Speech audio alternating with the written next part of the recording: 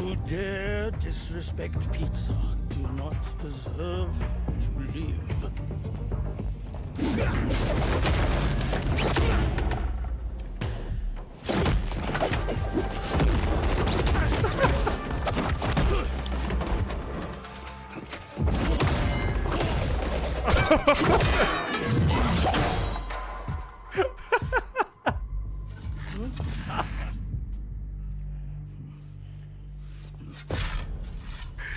What the hell is going on?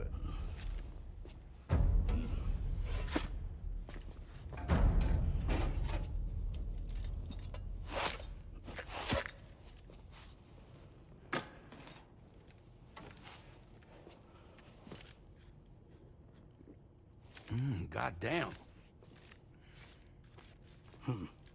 You must be Sam.